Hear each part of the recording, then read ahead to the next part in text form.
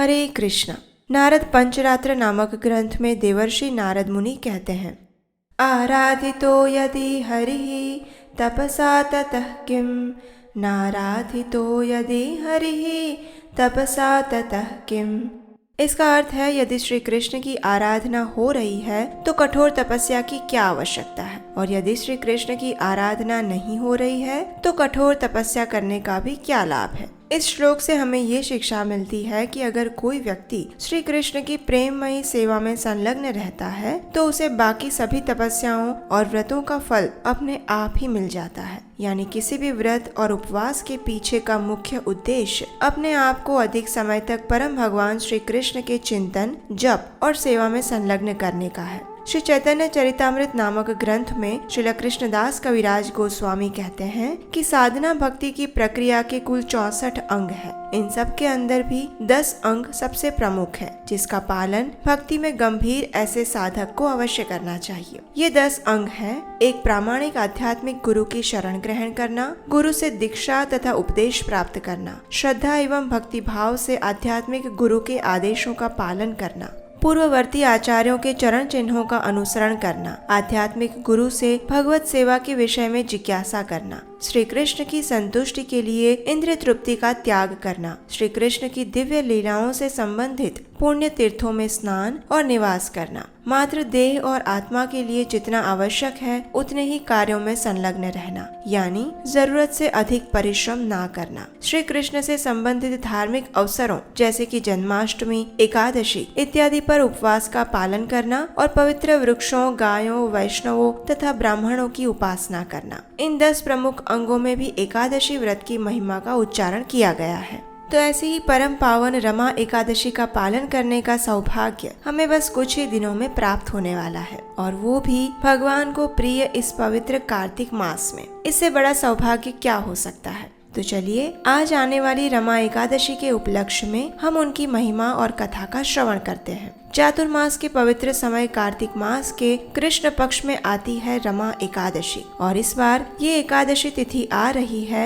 9 नवंबर 2023 गुरुवार के दिन। इस दिन ब्रह्म मुहूर्त का समय है सुबह 5:12 पर और सूर्योदय होगा 6:48 पर। अगले दिन एकादशी व्रत का पारण करने का समय रहेगा 6:49 से लेकर 10:23 के बीच में। एक समय युधिष्ठिर महाराज ने भगवान श्री कृष्ण से पूछा कि कार्तिक मास के कृष्ण पक्ष में कौन सी एकादशी आती है और उसका महत्व क्या है। तो उसके विषय में भगवान कहते हैं कि कार्तिक मास के कृष्ण पक्ष में आने वाली एकादशी को रमा एकादशी के नाम से जाना जाता है। ये अत्यंत कल्याणकारी और मंगलमयी एकादशी है, जो कि बड़े से बड़े पापों का भी नाश करने वाली है। ये एकादशी चिंतामणि और कामधेनु के समान ही सब मनोरथों को पूर्ण करने वाली है। इसका पालन करने से व्यक्ति अपने पूर्व जन्म के सभी पाप कर्मों से मुक्त हो जाता है और परम भगवान की शुद्ध प्रेमा भक्ति प्राप्त करता है। जिस प्रकार काली और सफेद दोनों प्रकार की गायें सफेद दूध ही देती है, उसी प्रकार शुक्ल पक्ष और कृष्ण पक्ष दोनों की एकादशी समान रूप से मुक्ति प्रदान करती है। जो व्यक्ति इस एकादशी की महिमा का श्रवण भी करता है, उसके भी समस्त पाप नष्ट हो जाते हैं। एक समय नंद महाराज ने श्री कृष्ण के कहने पर गोवर्धन पूजा उत्सव का प्रारंभ किया और उससे रुष्ट इंद्रदेव ने 7 दिनों तक मूसलाधार वर्षा की। ये उत्सव अमावस्या के दिन हुआ था और फिर शुक्ल पक्ष का 9वां दिन बीत जाने के बाद 10वें दिन देवराज इंद्र ने भगवान श्री कृष्ण की उपासना की और इस प्रकार सभी व्रजवासी इंद्र के कोप से मुक्त हो गए। तत्पश्चात नंद महाराज ने पूर्णिमा के 11वें दिन संपूर्ण दिन का उपवास करके एकादशी व्रत का पालन किया। इस व्रत का पारण करने के लिए वे अगले दिन यानी द्वादशी पर प्रातः काल में ही यमुना में स्नान करने चले गए, परंतु उन्होंने बहुत जल्दी स्नान कर लिया था, इसलिए वरुण देव के एक पार्षद ने उन्हें पकड़ लिया। जब काफी समय तक नंद महाराज पानी से बाहर नहीं आ पाए तो वहाँ उपस्थित सभी गोपगण घबरा गए। उन्होंने सहायता के लिए कृष्ण को पुकारा और क्योंकि नंद महाराज ने पूर्ण श्रद्धा और भक्ति भाव से एकादशी व्रत का पालन किया था, इसलिए वरुण देव के पार्षद भी उन्हें कोई हानि नहीं पहुंचा पाए। आखिर श्री कृष्ण ने स्वयं जल में जाकर नंद महाराज को वरुण पार्षदों से छुड़ाकर ले आए। इस प्रकार श्री कृष्ण ने द्वादशी के दिन नंद महाराज की रक्षा की।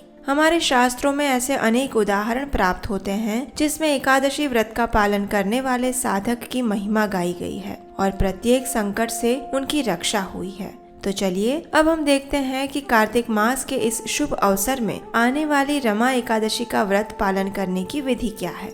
महाभारत के अनुपर्व में कहा गया है, अनायुष्यम दिवा स्वप्नम तथाभ्युदित शायिता प्रगेनिशामाशु तथा नैवोच्छिष्टा स्वपन्ति वै।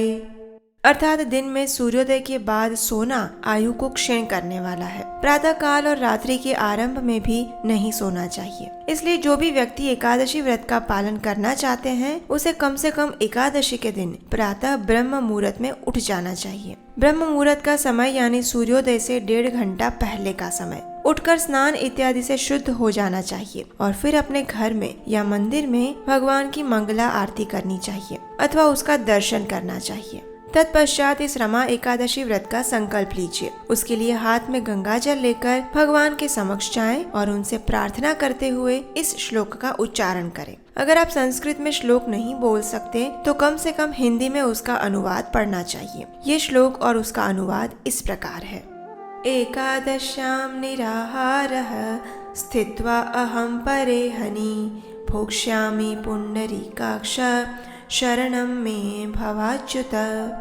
इसका अर्थ है, एकादशी के दिन मैं भोजन से विरत रहूंगा और अगले दिन ही अन्न ग्रहण करूंगा। हे पुंडरीकाक्ष, हे अच्युत, कृपया मुझे अपनी शरण में लीजिए।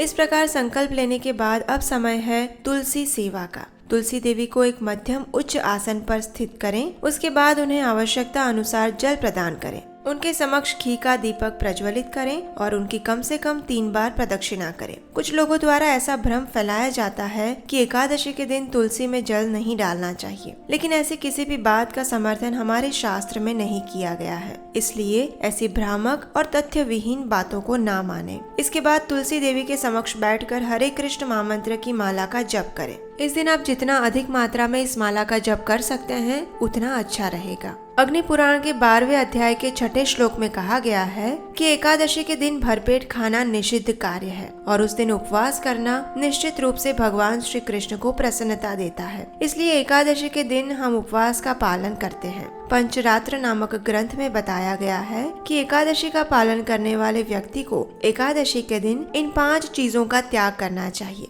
चावल, गेहूं, जौ, मूंग, चना, उड़द जैसी दालों और मटर, फलियां इत्यादि सब्जियां और सरसों का तथा तिल का तेल। यदि कोई भी व्यक्ति इनमें से किसी भी चीज का सेवन एकादशी पर करता है तो उसका एकादशी व्रत टूट जाता है। अगर आपको आवश्यकता लगे तो इस दिन आप दूध, फल, फलों का रस, कंदमूल इत्यादि से बनी हुई चीजें और एकादशी प्रसाद ले सकते हैं। इस दिन अधिक से अधिक मात्रा में हरे कृष्ण महामंत्र का जप करना चाहिए। श्रीमद् भागवतम और भगवत गीता जैसे ग्रंथों का श्रवण और पठन करना चाहिए। अगले दिन द्वादशी पर प्रातः ब्रह्म मुहूर्त में उठकर स्नान इत्यादि से शुद्ध होकर एकादशी व्रत का पारण करना चाहिए। पारण से पूर्व किसी सुयोग्य ब्राह्मण और वैष्णव को अपने घर पर बुलाकर उन्हें भगवान को अर्पित भोजन प्रसाद खिलाना चाहिए और अपनी क्षमता अनुसार कुछ न कुछ दान अवश्य देना चाहिए। उसके बाद स्वयं भगवान को प्रार्थना करते हुए और एकादशी का फल भगवान को अर्पित करते हुए इस एकादशी व्रत का पारण करना चाहिए।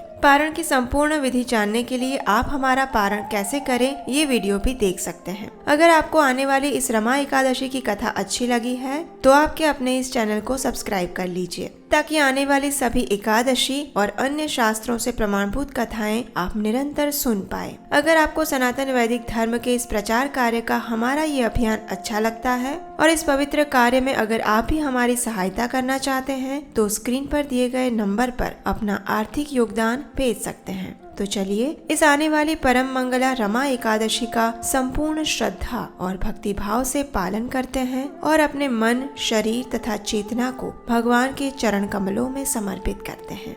हरे कृष्णा।